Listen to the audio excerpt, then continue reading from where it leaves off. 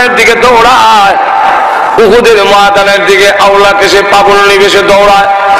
সাহাবীরা জিজ্ঞাসা করেন, মহিলা গো কোথায় যাও? উহুদের ময়দানে যাই, গিয়ে লাভ নাই, তোমার আব্বা যে এসেছিলেন তিনি তো শহীদ হয়ে গেছেন।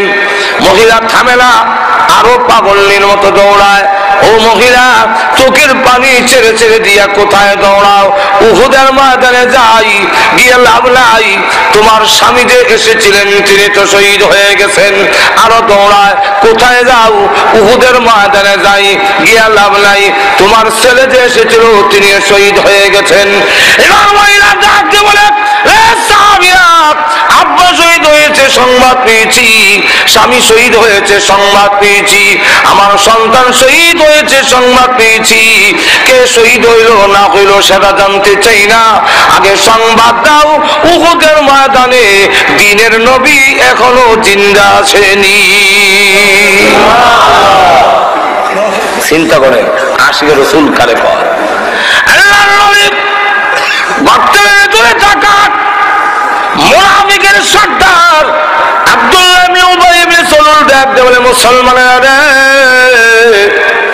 আসো আমার সাথে, মক্কার কাফিরদের সাথে আমার ভালো সম্পর্ক আছে, চলো তাদের সাথে আমরা আবার এক হয়ে যাই। মুহাম্মদ নাই আর তোমরা ইসলাম দিয়ে কি করবে?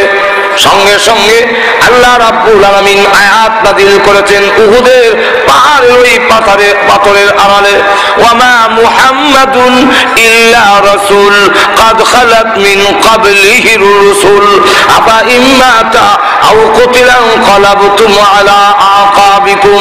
মুহাম্মদ সাল্লাল্লাহু আলাইহি সাল্লাম তো রাসূল মাত্র, এছাড়া আর কিছুই না।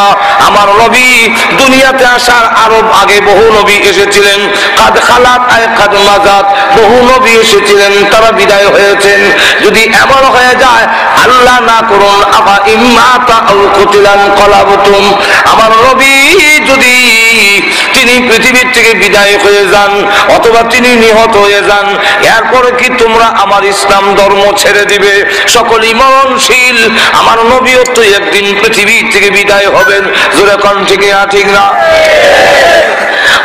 আমি জন্য বলতেছিলাম, আল্লাহর নবী বিশ্ব নবী রাহমাতুল লিল আলামিন গর্তের ভিতর থেকে বের হয়েছেন। আয়াত যখন নাযিল হয়েছে পাথরে উঠবেন, কিন্তু নবীজি শরীর দুর্বল, উঠতে পারেন না।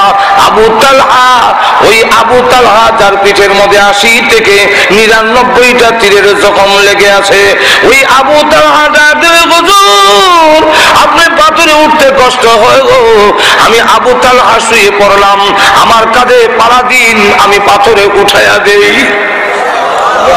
আর তুজুরে কোন আবু তালহা শুয়ে পড়েছে, কাঁধে পাড়া দিয়া ওই পাথরে যখন উঠলেন, আর উঠে ডাক দিয়ে বলেন, সাহাবীরা রে বিশৃঙ্খল হইও না, তোমরা বিচ্ছিন্ন হইও না, আমি নবী শহীদ হই নাই, এখনো তোমাদের মাঝে জিন্দা আছি। আল্লাহ কোরআনে বলে, রাসূল তোমাদেরকে পিছন থেকে আহ্বান করতেছে। নিজেই মাত্র নবীজির আওয়াজ সাহাবীদের কারো কারো কানে গেল, এমনি ডাক দিল, তোমরা কে গো, কে কোথায় আছো, তাড়াতাড়ি আসো। ওই যে নবীজির আওয়াজ শোনা যায়, আল্লাহর নবী বিদায় হয় নাই, এখনো দেখা যায় পায়ে জিন্দা দাঁড়াই রয়েছে।